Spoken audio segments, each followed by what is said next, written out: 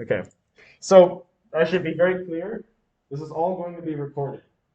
So if I'm talking and something is confusing, if you don't understand, your first level of defense, raise your hand and ask a question. Yeah, what's up? I'll be sending out I'll be sending out a link to the recording afterwards. And for that I'll need your guys' emails. But yeah. So this is all recorded. I'm recording it through my computer. I'll be uploading it to YouTube. And if you need to later on, you could just rewatch the video. Yeah. So first things first. When you're on the phone with someone, um, I mean, I guess phones have kind of like limited features when compared to Zoom. But two of the most important features of the Zoom interface are mute and the camera settings. So, let's see, hopefully you're able to see the whole thing. Yeah. So, two of the most important features on Zoom, beyond anything else, is the ability to turn off your microphone or turn it back on if need be, and to turn your camera on and off. So, how do we do that? These two buttons in the bottom left-hand corner, I don't know, they might be a little small. Let me see if I can zoom in on them with accessibility.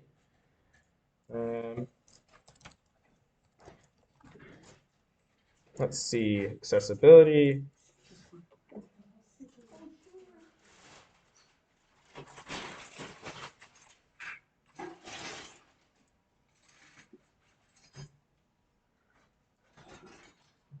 Okay.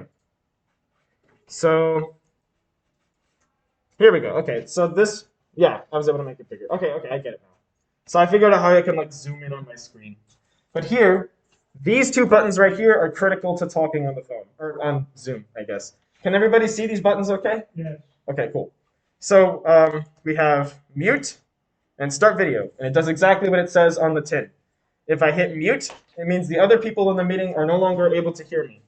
So, for example, if I am taking a class online and I have to yell at my brother because he hasn't done the dishes, I'll go ahead and mute myself, and that way the people in the class don't have to hear me screaming at my brother.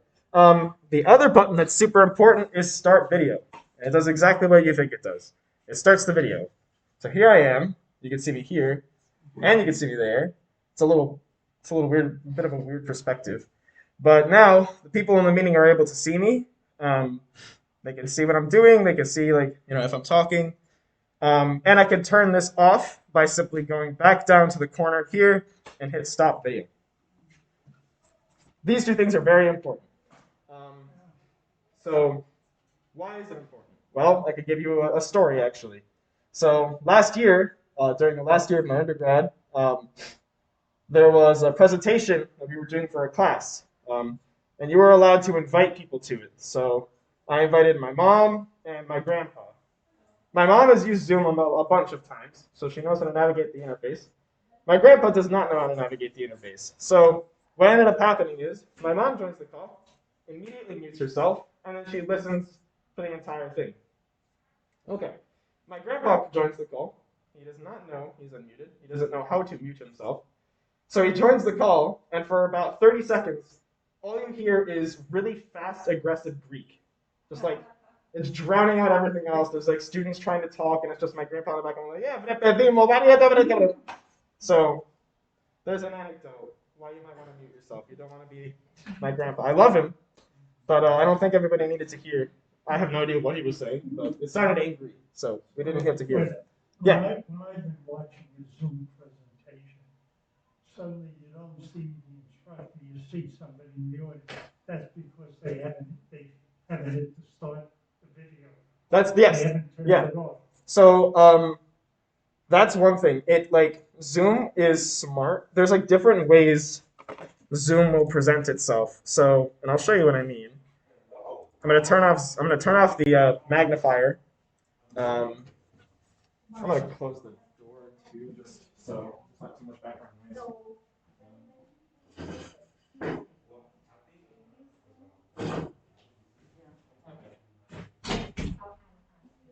So,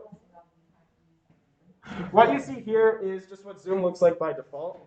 But there are different like layouts to how Zoom presents the different speakers in the call. So this is a more equilateral way of presenting everyone. Yeah. Sorry to interrupt you, but let's say, for instance, I'm clueless, okay? At home. Okay. I open up my computer or whatever. How do I access it if I've never done it before? That's a great question. Step one. That's step one. That's actually step one. Okay. Okay. Well, excellent question. Someone told me there's an app and then. Yeah. Of course. I'm clueless about these things. Totally. And then, do you have a question? I don't have a computer, I only have a smartphone. Okay. So, step one for both of you guys. You need to download the application. And this looks different depending on if you're on a phone or if you're on a computer. So if you're on a computer, all you got to do is look up Zoom download. And the first link is going to be just the Zoom download center. Depending on what computer you're on, you're going to it'll just click onto the link. It'll give you a big blue download button. Just go ahead and click the first one. I won't because I already have it installed. But this will then download a little executable. Actually, you know what? I will download it. So we hit save file here, and it's going to save to my computer, and then I'll zoom in again. So I downloaded it onto my computer. Now, if I were to run it, it will initialize the installer. So all you got to do is go to the internet, look up download Zoom, and then the first file you download will download the project. And then you can just run it, and it'll be good to go. Oh, sorry. Okay. I didn't download the Zoom. When you send me, for example, senior center exercising Zoom, I don't have it on my download Zoom, or I have to click The link. They give you an access code. Right. So what happens when you click the link? Do you know?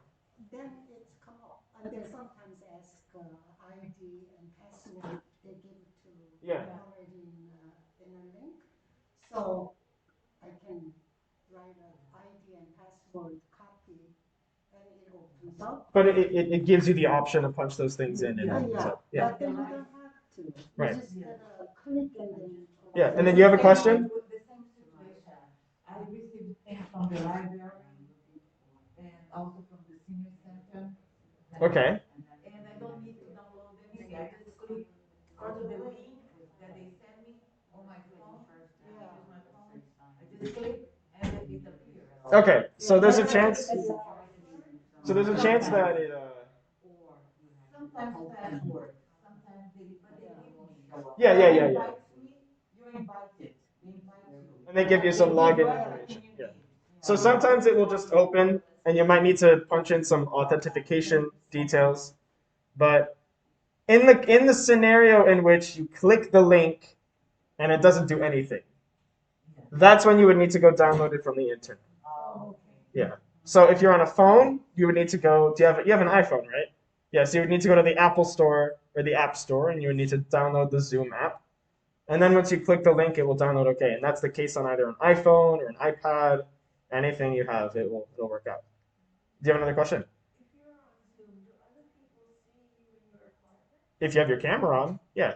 Always. You can turn off the camera. But I can still hear. You can mute yourself so you could prevent them from hearing you, and you can turn off the camera, which prevents them from seeing you. That's what you just showed us on the bottom. Yeah, so okay, for some reason the Zoom. But you can still, they can't hear you, but you can still hear them. Yes. I'll show you one more time just to be clear. No. All good. This is your guys' time. Like I want to be very sure that all of this is 100% crystal clear, or at least as much as I can do within like an hour. So to show you, these two buttons at the bottom. It's the the two buttons in the bottom left-hand corner are responsible for dictating whether or not people in the call can see you and hear you. But you can still be a part of it. Yes. Yeah. You can still do the exercises. You can still. Yep. If you want, you can just watch. That's why I never used it. I didn't know. That makes sense. Yeah. If you turn off your camera, that does not nullify your ability to see other people. That's your choice. You're just turning off the camera. But you're. Turn off the camera. You click Yeah, you just click here. Oh, that Start. turns it off? Yes. And if you want to speak, no, you also click the unmute. Okay. Yeah, so you can see like, you can see if I hit stop video, no one in the meeting can see me. Okay. But if there's something coming through. You can still see it. You can still see it just fine. When you add your password to a link, who gets that information? Nobody except the Zoom server. Nobody can see that. I mean, you shouldn't go into the Zoom chat and type in a password or anything like that. But they ask you for somebody. They might ask you for a passcode. That particular program. Yeah. So like if you're accessing a public call that anyone can join, they probably won't ask you. But if it's something like maybe it's for a select group of seniors from the senior center, they might say, okay, as you're joining, you need to enter in the ID of the meeting and the passcode to join.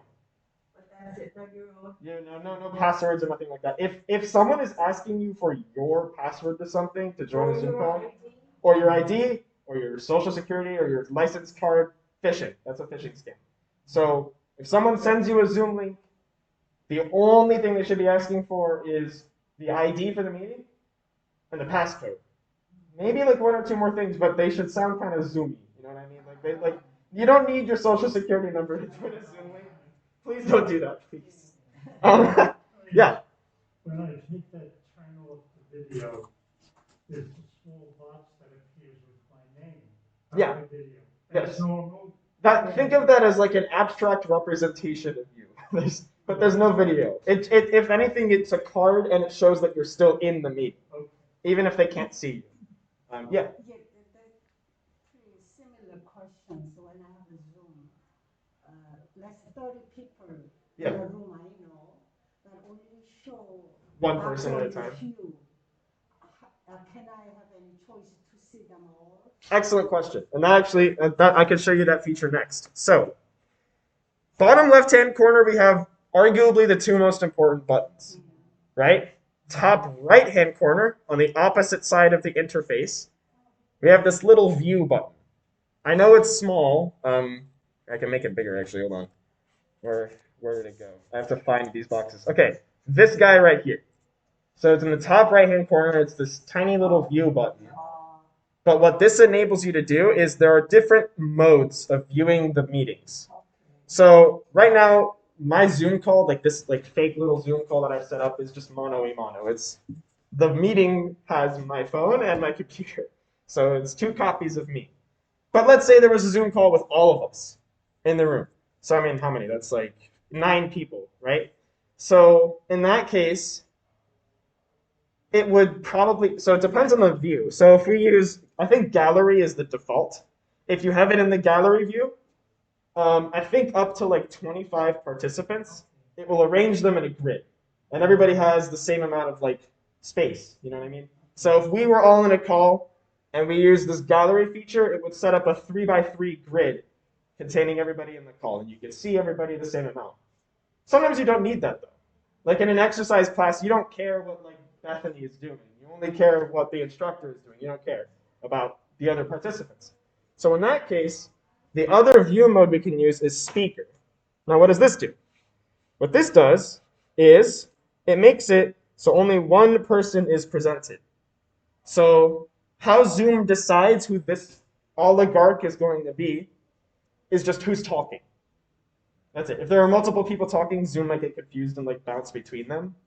But if you're in an exercise class, you know, whoever's running the class is going to be the one talking and other people will be listening. So Zoom will automatically adjust and make it so whoever is talking the most will have the spotlight on. So right now, if I unmute myself, my phone is muted. So this participant has the camera and the phone and has the camera and the microphone off. Right now, my computer is unmuted.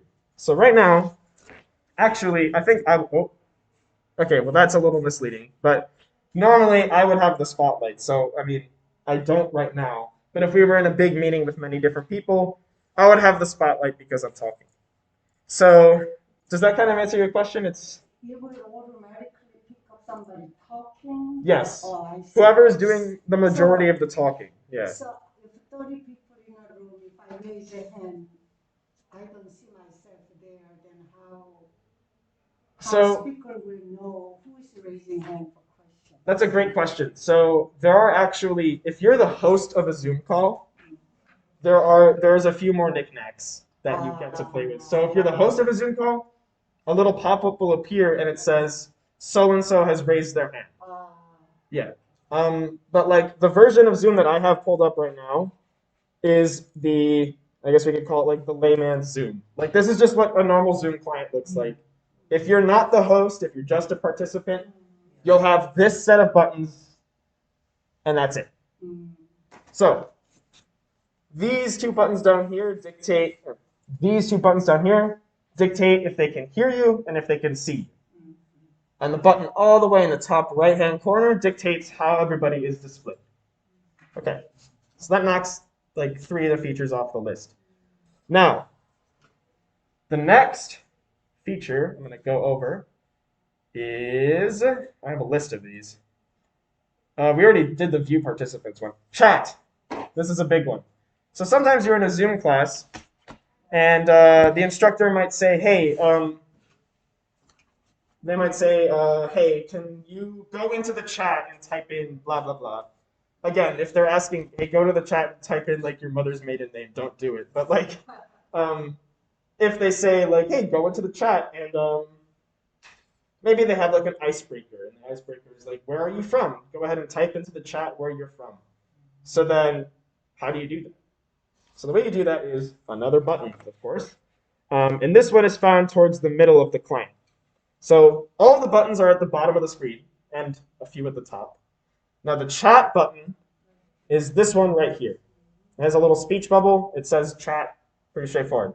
Now what this does is if I click it, it opens up on the side this panel here. So you see this big white space on the right side of the screen. That's going to start displaying what people are saying. So in this hypothetical scenario, they might say something like, hey, type into the chat where you're from. And now you'll see like Paris, Canada, Mexico, whatever. So I can actually type into this chat myself. And you can too. All you got to do is at the bottom of this big white block in the bottom right-hand corner of the screen, you just go ahead. It'll say type message here. And you can type in a message. So I'm from Chicago, Illinois. There you go. And then it will appear at the top. And if more people start talking, it'll appear, so on and so forth. And you can actually read this chat for yourself, which is kind of the point, right? And then you'll start seeing where everybody is from, or like how their day is going, or if it's a more serious setting, it could be like type into the chat if you have a tech problem, you know? But the chat's very important. The primary method of communication on Zoom is with your voice, right? That's how you normally talk on Zoom. The secondary method of communication is arguably the chat. Because sometimes, let's say you're in an exercise class. You have one instructor and 300 students. Imagine the nightmare of everybody unmuted talking simultaneously. You wouldn't be able to pick out a single voice and grab what anybody is saying, because there's just so many people talking at once. So think about it from the host's perspective. At this point, they're not going to ask everybody to unmute because that will just sound like a weird chorus. Instead, they'll just ask you to type into the chat. It's a lot more seamless. It's quiet. You can just read it on your own time. So this is probably not going to be utilized that much if you're in a Zoom call with like you and I don't know, your niece or your friend or something. But if you're in a class, or you're in an informative meeting or a town hall session or anything like that, this is going to be an important feature. So chat, a big thing. It depends on the setting, but it's a big thing for logistical purposes. Okay. Does anybody have any questions on chat? Not on chat, but when I had the art class, often I would have a question, but then my mic is open, video is open, or shows, and my computer is open, but my instructor cannot hear me. Why is that? So if I were sat next to you when this was happening, the first thing I would tell you is make sure you're unmuted, because it's a little subtle. Like, I mean, let's take a close look at the icon for mute. this Yeah. versus this, Right. it's not terribly prominent, I will say. It's a small, like I'm zooming in on it a lot, and you're looking at it on a big flat screen TV. But in a scenario where you're looking at a computer screen, that microphone icon can be kind of small. Yes. And the only difference showing you whether or not people can hear you is this small red stripe, right? Yeah. I've had multiple instances in which I thought I was muted and I wasn't, which can range from anything between innocuous and completely embarrassing. So, It does help us a lot. yes. The person start talking. for Yes, 2-3 or minutes. yeah. Believe me, as someone who teaches, I know my kids will be like, "What did you just say?" I'm like, "No, I didn't say anything. You didn't hear anything." Yeah. Did you type in your message? Did it automatically get posted, or did you have to do something? Nope. Automatically gets posted. Yeah. And different hosts might apply different levels of restriction on that. Sometimes if you go into a call, like again, this really depends on the setting, right? I guess virtual setting. If you're in a town hall meeting, more than likely it'll be more restricted. So it'll be like you're only able to communicate directly with the host, but that means the host can see what you're typing, but nobody else. Then there are other settings where everyone can see what you type, in which case you have to apply a little bit of tact, obviously. But there are other settings in which if you type in something, everyone can see what you post. And if you want, you can even direct your message specifically at a target user. So, for example, let me see if I can't change the name on my phone so it's a little less confusing. Yes, I can. Okay, here. So my phone is going to be named Jerry now. This is Jerry. So Jerry is the host. So let's go back to the chat, right? Let's say I want to message Jerry, right? I don't want to message anyone else. And I want to message this directly to Jerry so that nobody else can hear it. So all I got to do is, if I actually look at the interface, we have this big white space on the right side, right? In order to message Jerry, the button is going to be right here. So it's small and subtle like everything else in Zoom. But this to everyone, it'll show you, if you send a message, who will this message go to? This will go to everyone. So you don't want to type in your social security. You never want to type in your social security number anywhere on the internet, to be honest. But like, I mean, unless it's a .gov website. I'm getting ahead of myself. But here, if I want to message Jerry specifically, I will say to Jerry. And you can see it says direct message. And now I am specifically addressing Jerry. And now look at the difference between these two messages. Right. So the first message, it's that icebreaker. The host has asked, hey, everybody in the chat, go ahead, put where you're from. You know? So then you'll see a bunch of, like, you'll see me to everyone. And I'm telling everyone I'm from Chicago. But then here, this is me specifically addressing Jerry. Jerry is the host. It's like a fake host, but yeah. It could be Jerry, if you're in a meeting with like 50 people and you want to ask your friend, like maybe you're in a meeting with 50 people and you didn't hear something that the instructor said, right? Like you missed something. I mean, I don't know about you guys, but I don't want to type in the chat like to everyone, hey, I don't know what you said. Can you repeat that? I'm a little more shy, so I'll probably just like poke my friend and be like, hey, Kenny, what did he just say? And then Kenny will tell me directly, so I don't have to, you know. But it depends. It allows you to message somebody directly. Or it could be something like, I'm having technical issues. So it's not like the entire class needs to know you're having technical issues. But in this case, like maybe Jerry can help you. So you would message Jerry directly. And so to reiterate, the thing that governs that is this thing at the bottom here. To Jerry or to everyone. It allows you to target specifically where that chat is being sent. Any questions? Can host block Yes. the microphone? Yes, hosts. Maybe that happens. That might have happened, yeah. Yeah. So make sure you're unmuted. If you want to talk, make sure you're unmuted. And again, there's different levels of strictness. Sometimes you have to ask to be unmuted. And then sometimes too, think of this from the host's perspective.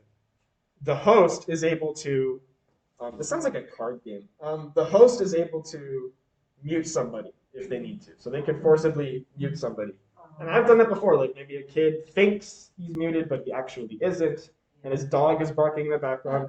I'll just mute him so you can't hear the dog. So the host is able to do that.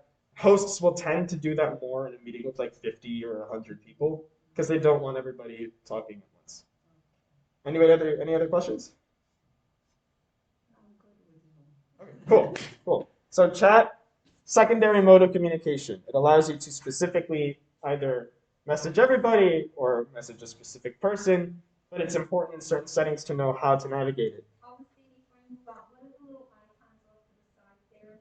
The little smiley face or? Oh, that's a great question. So these are, I wasn't even going to go over these, but these are like bonus features. I mean, they're there. They are there, but there are some things that are more important than others. But this, okay, this I'm pretty sure allows you to, no. You know what? I don't know what that first button does. So Not that's important. your homework. So yeah, I have homework. This one though allows you to send emojis. Oh, okay. So if you want to send like a, I don't know, let's send like a party hat. So it'll put a party hat in here. You can hit enter. Then we go back up to the chat and voila, party chat. It's a novelty, right? I think it's fun. But yeah, if you want to type in an emoji alongside your chat, that's how you would do it. The last one, the 3 dots, I think the only thing this allows you to do is save the chat, which is an important feature. If you're in a Zoom call and someone's, for whatever reason, acting threatening, or I don't know, like if someone's saying something weird to you and you want to save a transcript of the chat for later in order to present to the host, or I mean, I don't know. But if you need to, you can save the chat. And that means you can save what the host has said and what people have messaged you directly. If I hit save chat, I won't be able to see what 2 other people are saying between themselves. But it will just save, if I hit save chat, it will literally just take everything that has appeared for me on the right side of the screen. It will download it to a file, and then at that point I can send it if something's weirding me out, or even just as a reference point, like, hey, you said this in the chat earlier. What did you mean by that? And, you know, it's up to you how you want to use that. So that's chat. Any other questions? So once the program, the Zoom is over, how do I go back to chat? You can't. I can. Yeah. Okay. It's So temporary. what is saving? What's that? What is saving chat? Like why is it useful? Or What if If you can't get back to chat, No, but she the has Zoom it is in a over. file. You said it's in a file. yeah, so that's just if you wanted to save a record of it.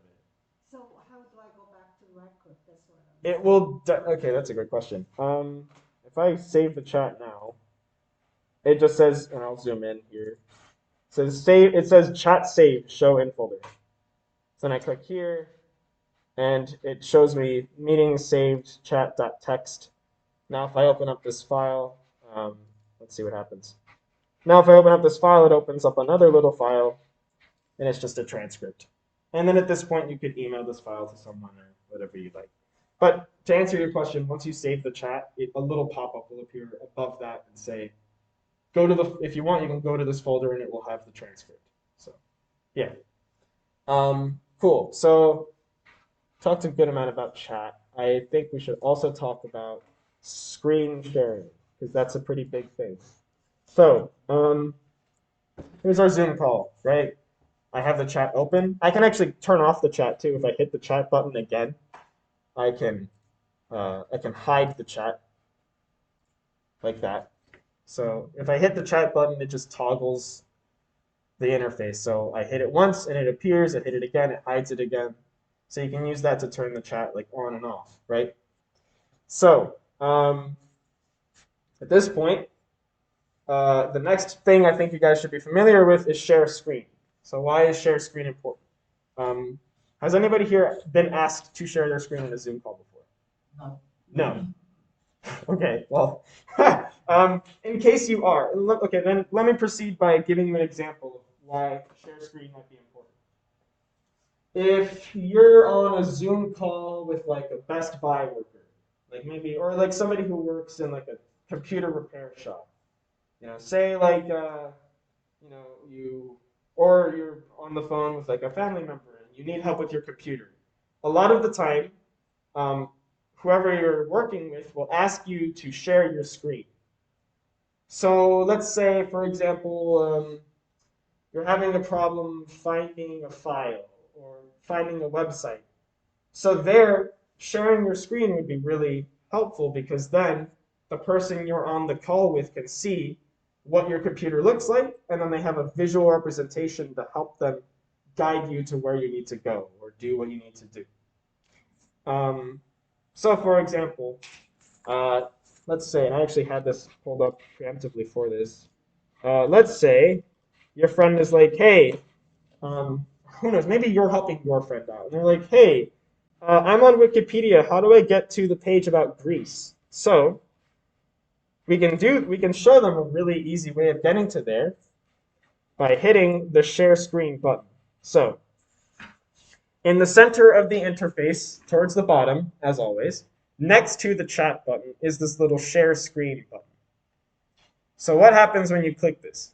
So you click it, and now up. Oh, hold on a second. Sometimes the host will disable this feature because they don't want just random people sharing what's on their computer. But what does this enable us to do? That's a great question. I have to just fix a permission on my phone. One second. Meeting settings. Let's see.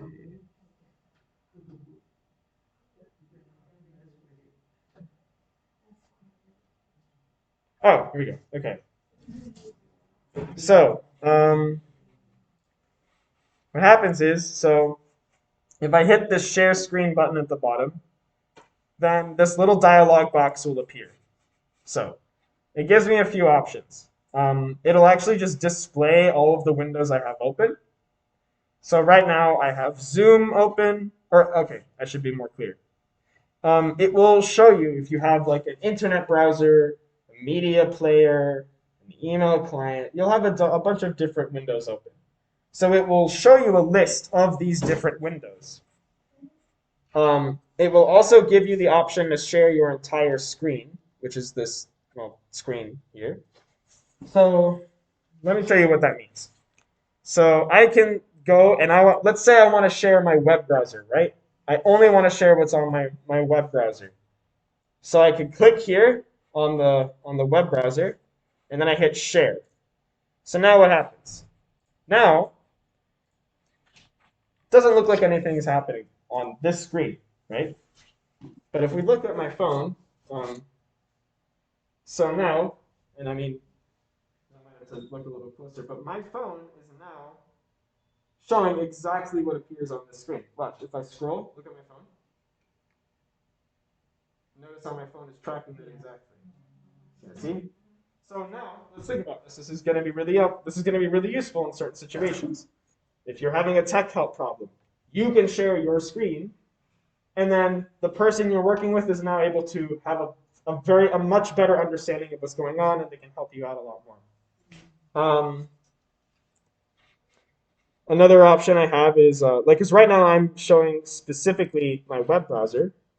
So to show you one more time on my phone, it looks like, yeah.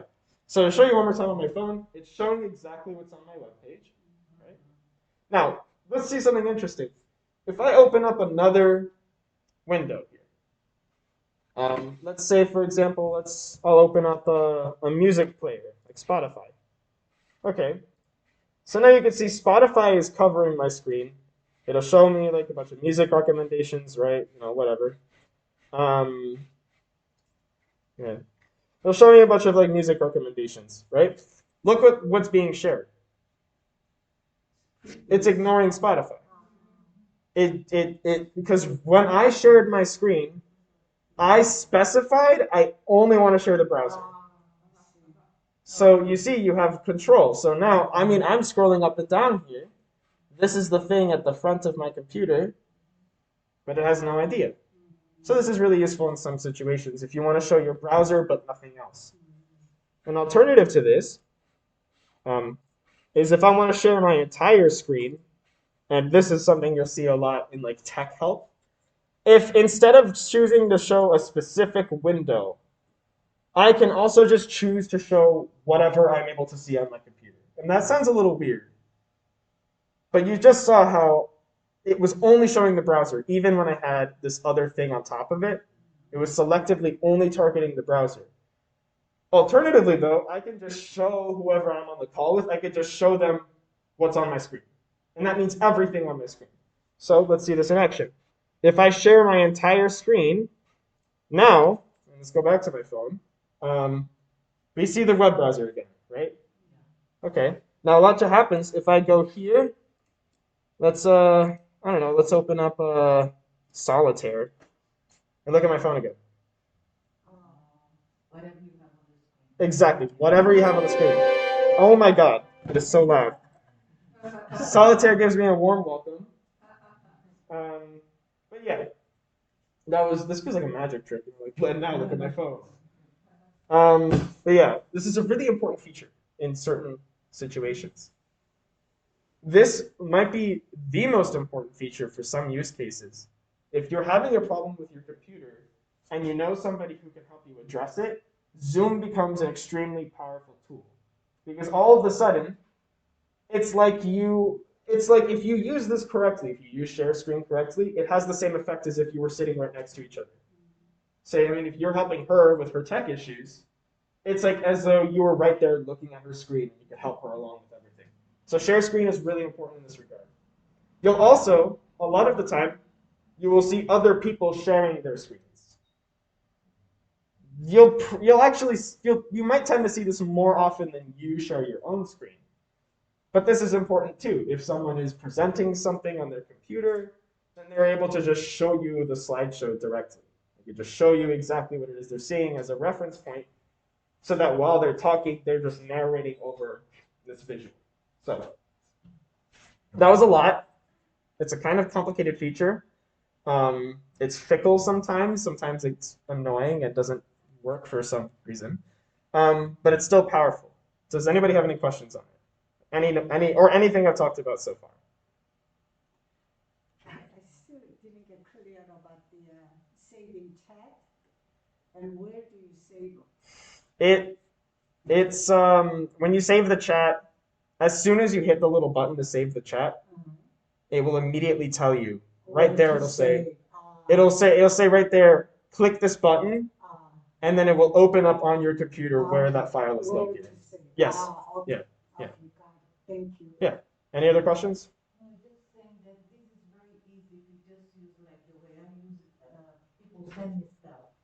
I don't initiate anything. That's fine. Just make sure my mute in my video is. If there's anything you take away from today, it's that. I have to make sure. Yeah. It's very weird when you think you are not, and then you look, you're there in the video. Yes. So there's one thing. It would have been fine if after I was done talking about those two buttons, you just shut your brain off and completely ignore me. I'd still be happy because those are the most important things from today. Yeah. All right, so I have opened up a page in Wikipedia, and I want to share this page with you. Okay. So I go to the screen and I say share screen. Yes. Click on share screen. Yes. Down here. Share screen. Share screen. You know. And how does it know to go to you? So if you show your screen, it'll show to everybody in the meeting. Yeah. So if you and I are on a call and you decide to use the share screen feature, then it will show me automatically. I don't need to tell Zoom that I want to see your screen. It will just start showing it to me. If you're in a meeting with 50 people and you start sharing your screen, it's the same thing. Yeah. Do you have a question? No? Does anybody else have a question? Okay. Zoom is a... I wish I didn't have to teach you guys this. Because Zoom, I mean, I love Zoom 80% of 80% of the time. When it is working, it's great. When it isn't, it's very annoying. Yeah.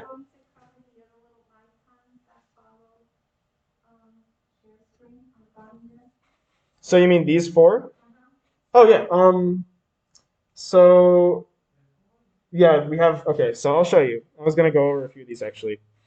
So we have record, live transcript, reactions, and apps. I have to do my homework because frankly, I think this is a new thing, the apps part. I don't know what that means. It's not that important. Record. Now it does what it says on the tin. It will record your meeting. You have two options for what this does. So you can either record it directly to your computer, in which case, when the meeting ends, it will just download a video of that meeting to your computer as a file. Alternatively, you can have it saved to the cloud, in which case, instead of saving to your computer, it will host it as a video on the internet. Not like public for everybody to see, like you still need like a password and stuff like that to access it, but that just allows you to save some space on your computer if you like. And this is only really important if like I don't know, if you need something recorded, like if you are hosting a meeting and you need to save that recording for later, this is when this feature would be important. But when you hit record, as soon as one person hits record, every other person in the meeting has to consent to that recording. Which is big, because I mean that's like I think that's like I think you legally are obligated to do that in a digital setting. So if the host says record, for you then you'll see a little pop-up that says the host has started recording this meeting, and then it either says okay or leave the meeting. So you can either agree to being recorded or you just go away. But you still can be part of the meeting. Yeah. Well, okay. If you don't agree to being recorded, you get booted off. It's kind of like it's like privacy policy. What's that? Hey, it's like a choice within a choice, I guess. But I mean, which sounds scary, but the ramifications of that aren't that bad. If it's like, I mean, if they're recording this meeting and you never unmute yourself or show your camera, there's literally nothing that you've shown. So like, the only thing that's recorded at that point is maybe that you were in the meeting. That's about it. Now, it's different, very different. If for some reason you're on a Zoom call with one person and you guys are talking about a very sensitive subject, like maybe something happened to a family member or you're not feeling so well, and then they start recording, that's weird. You should be careful with that. But you don't know that person's recording. No. If they start recording, it will tell you immediately. Yeah. It will. If anything, actually, you know what? Let me show you if I can. Let me see if I can show you what that looks like. So, I'm gonna go on my phone. This is Jerry. Remember, I'm gonna start recording the meeting. Record to the cloud. Recording in progress. Now, did you hear my computer just now? My computer out loud says recording in progress, which is great because that means computer can be over here and I'm over here like cleaning up my dishes, and then now it's yelling at me that it's being recorded, so the host can't be so sneaky. Or if you have a window on top of Zoom, say you have Zoom in the background but you're just looking at Wikipedia, it's okay because it will still say recording in progress. So Zoom is it's very clear if you're being recorded. And I'm pretty sure this little pop-up, and this is the other big thing to show you guys. It will show you a pop-up. Sorry, I keep pulling this up because I have to keep using that little magnifier. Okay, so now see, it shows you this pop-up. There. So this is what the pop-up will look like. This meeting is being recorded by the host or participant. The account owner can also watch this recording if it's stored in the cloud. Any participant granted permission can 1. Record to their local device, or 2. Invite an app to record for them. These individuals can share these recordings with apps and others. By staying in this meeting, you consent to being recorded. At this point, you have 2 options. Okay, or skedaddle. Those are your options. And that's fine. So if I really want to, I'm not going to because I don't want to have to figure everything out again. Then I can just say got it. Now keep in mind, it is a little bit time sensitive because what do I mean? If you haven't yet hit the button, it's still recording. So if it's waiting on you to either consent or decline the recording, it is still technically recording. Now, ideally, this shouldn't be any longer than a few seconds. Like, you should just see the pop-up and then immediately decide whether or not you're okay with being recorded. Just be wary of that if, like, they start it and then 30 minutes later, you're now just realizing it's being recorded. What am I saying here? I'm saying using Zoom is a little bit like driving a car. It's a lot less dangerous, but you do need to put some attention to what you're doing. You know? So this is one example of that. Now, so that's recording. It's usually, and this is a much more host-centered feature. It's something like the person hosting the meeting. That's something they tend to do, not something you need to care so much about. Okay, now if we go back to Zoom, another button that I think is super, super, super useful is live transcript. So, I study computer science, and part of that is studying artificial intelligence.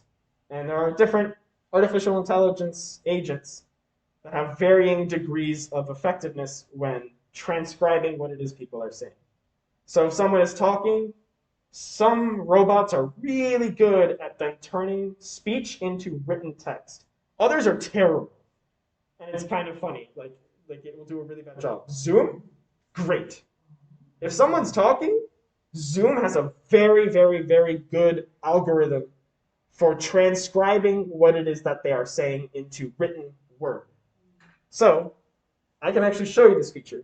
Let's see, I have to go back to my phone and enable it. So I have enabled, this is the host, so I have enabled the setting that allows people to see the transcript. Now watch this. I click live transcript, it gives me a few options, so show subtitle, view full transcript.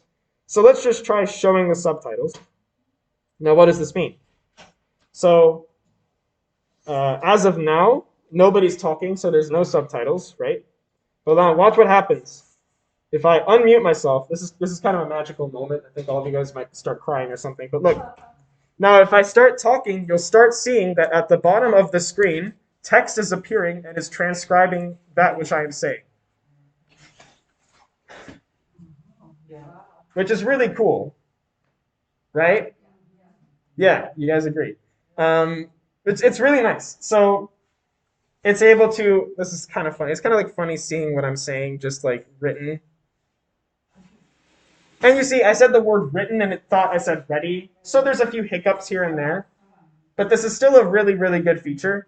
I never said the word daddy. I don't know why I thought I said that. Mayonnaise. There you go. New York City. Manhattan. Roosevelt Island. Cornell Tech. Wow, that is not what I said. That is the opposite of what I said. Oh, no. Oh, jeez. Oh, no, that is not what I said. So, yeah, there are a few hiccups.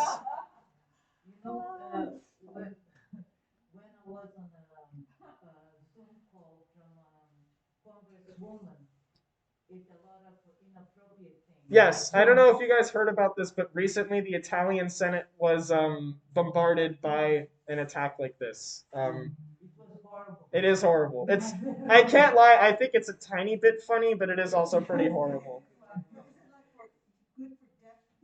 Yes, it's great for deaf people, or even people hard of hearing, or even like if you, like sometimes a professor will record a lecture on Zoom. I'll turn on those, like, I don't know, sometimes I don't know what the hell they're saying, so I'll just turn on the subtitles. It helps me out a lot, actually. Now, you might be saying to yourself, this is cool, but the words are really tiny. Like, this is what it looks like. I haven't zoomed in or anything. The words are very small. Now, in order to fix this, we can go, there's a few steps, so pay close attention. But we could go up to the shield icon here, right? Meeting information. We click this. It'll show me some information about the meeting, including like the ID of the meeting, who is hosting the meeting, a link to the meeting, and I can even like copy. I'll zoom in a bit so you can see. If I want, I can also like copy a link to the meeting. So if I want to send this meeting to my friends, I could copy the link here, and then I can paste it elsewhere. But this icon right here, this little gear, is pretty important. So again, we hit this little shield, top left-hand corner, and then we hit the gear here, which in this menu that appears, and now it shows us the settings for Zoom. And there are a lot. Are we going to cover all of them? Absolutely not. But I will show you a very important one for subtitles. All the way at the bottom, accessibility. This is how big captions are. I mean, I'm zoomed in right now, so let's take it out. This is how big captions are right now. If I go to accessibility and settings, I can increase the size of the captions. And now see how the interface is, it's bigger. I feel like I'm like, you know, like the 1892 Columbia World Fair. This is like, I feel like I'm showing you like some gadget I found at like the Amazons or something. But, and here we see the computer is able to transcribe the, okay, but yeah, this is a very nice feature. It's able to show you what the host is saying.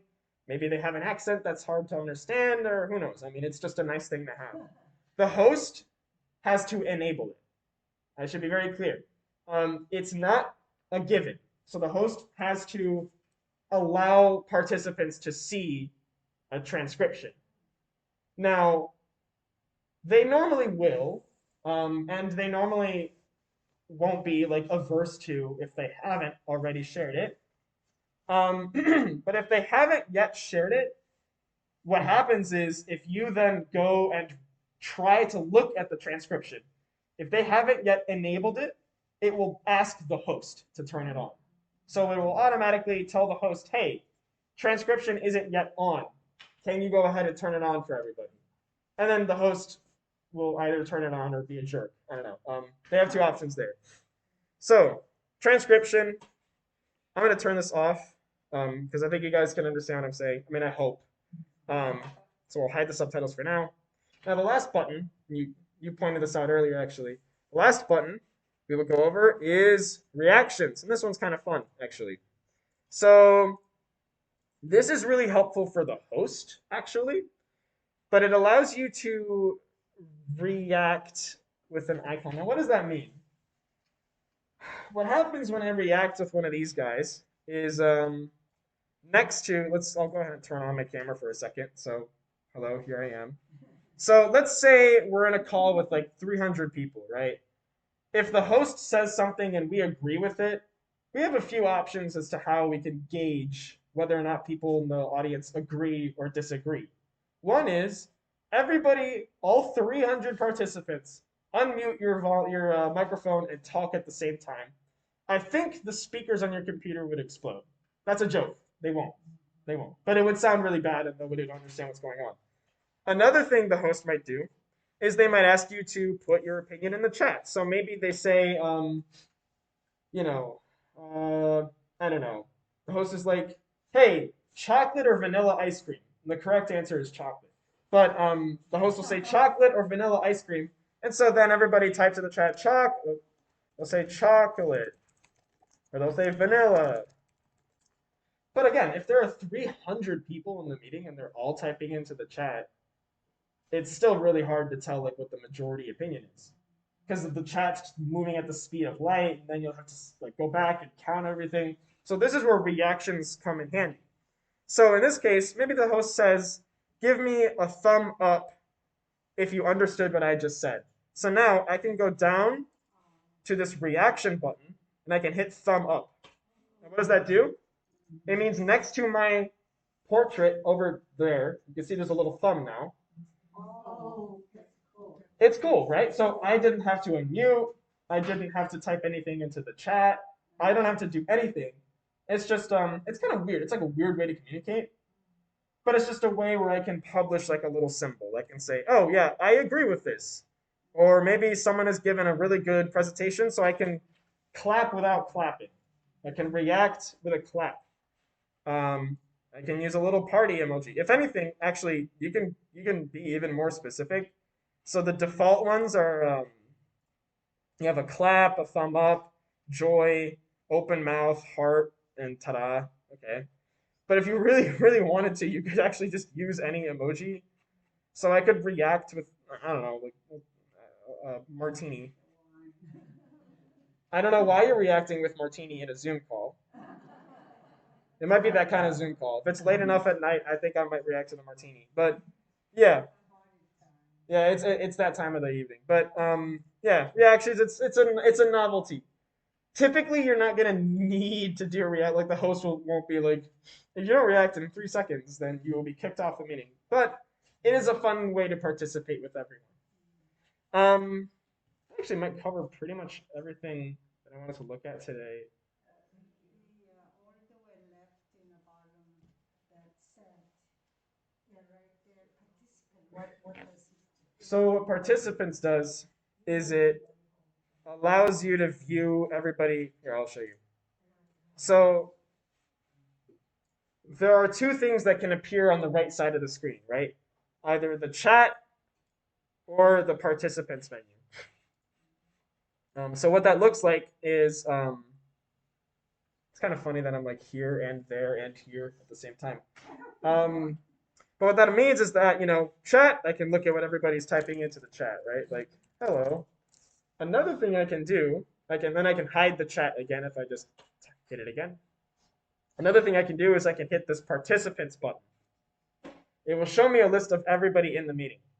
Now, this is more of a host-centric feature than a participant-centric feature, if that makes sense. This is really helpful for the host because then the host has a means to manage everybody in the meeting. If they have an unruly member, they can kick them out or they can mute them.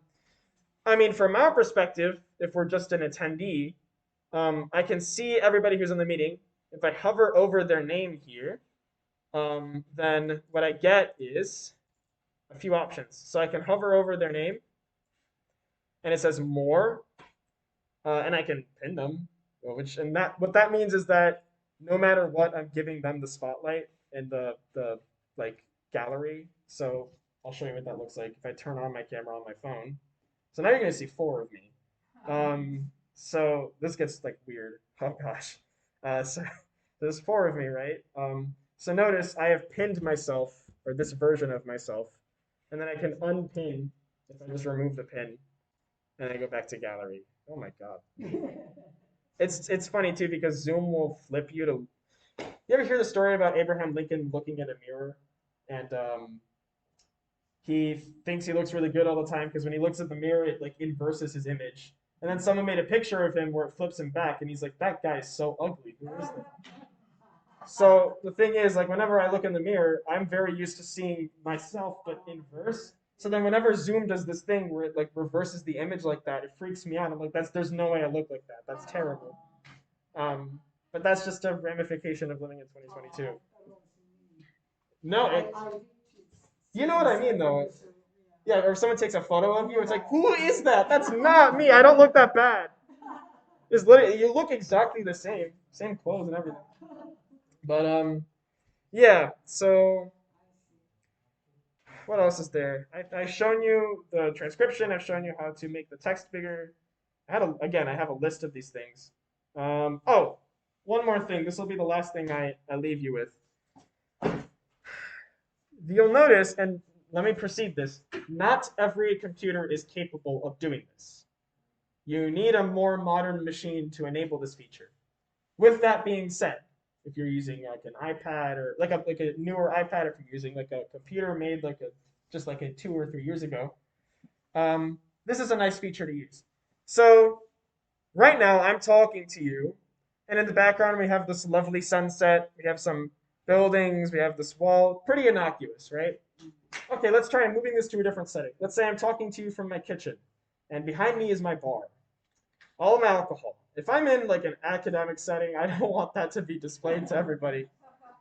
Again, unless it's like, that kind of class. But how we can actually, and this is more of a bonus thing than anything, if you don't get what I'm saying, that's more than fine. But we can go back to the settings, which again, little green shield, top left-hand corner, and then the gear. So if we go back to these settings, right, another cool feature of Zoom that I'm able to use is backgrounds and filters. So I have 2 options on this computer because this is a relatively new machine. So here's none. So this is just an unadulterated view of everything in the background. But using the magic of artificial intelligence, Zoom can also, hold on. I thought I had it installed, but I guess not. Give me a second. This is kind of anticlimactic, right? You know, I was gonna show you something, and instead of being able to show you, there's a loading bar. Anyways, and look at that. So it blurs out everything in the background. Again, if you have like 5 handles of tequila in the background, you might not want that showing up. Or if you have like, I don't know, your kids are like running around for, I don't know. I think no. There's some pretty funny ones in here. Maybe see people in the Bahamas or. There, yeah. You'll see people like their background is, and you could get like silly ones like I can. Yes, yeah, you could put like. Oh, so if you don't want anybody to see your apartment, you just create the Bahamas. Yes, exactly. Studio effects. I can give myself this again. This is like completely novel and makes like does not matter if you don't want to use this. It's like you know. No, that doesn't do anything. My eyebrows are even bushier now. Um, I guess I can give myself like lipstick. I guess that doesn't really work. But I mean, I don't. If you want to do this, you can. It it exists. That's how much I'll say about it. So you know what? I think there are 3 possible scenarios for what I've taught you today.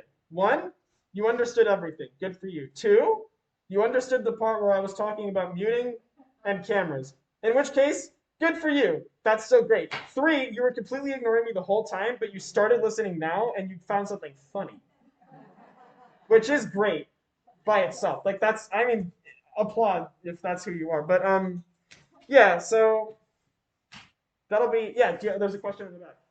Yeah, when you get an invitation, there will be a meeting at 10 o'clock. Here is the meeting code and here is the passcode to type in. When you're hosting, you're downloading the same app. How did you have to put your email and a password for your Zoom account? And then you just say, I'm having a meeting at 10 o'clock, please join. How does that all happen? Great question. So there's a few ways you can do that. And some are way fancier than others. But let me show you a simple way to do what it is you're describing. And you mentioned earlier how do we even get into the meeting in the first place? So you click a link, it'll open it up. It's pretty automatic. And if it isn't, you have to just download the program. But to address your question, if I want to host a Zoom meeting, let me show you how I would do that from a computer. It depends on what device you're on. I am on a Windows PC, but what that would look like for me, I'll just go ahead and I'll leave this meeting. Look, I leave the meeting, it immediately shows me the folder where the chat is saved. So as soon as I exited Zoom, it cut immediately to here to show me the transcription, which is pretty nice.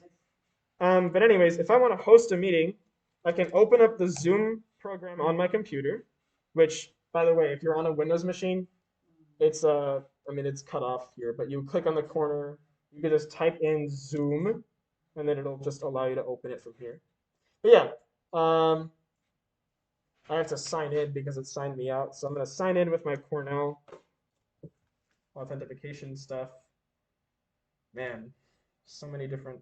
I have to dart between 5 different things at the same time. You think you have it, bud? I'm kidding.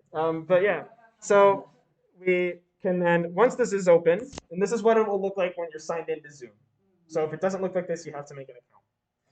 But once you're signed into Zoom, it'll show you this page. Now, there's this orange, we have this orange new meeting button, right? So what happens, I click it, bam, opens a new meeting. Zoomed in on my torso. But yeah, it opens a new meeting. You're the host, so now there are even more gizmos that I didn't go over today that allow you to administer everybody. But what's really important for what you ask is, again, that little green shield icon.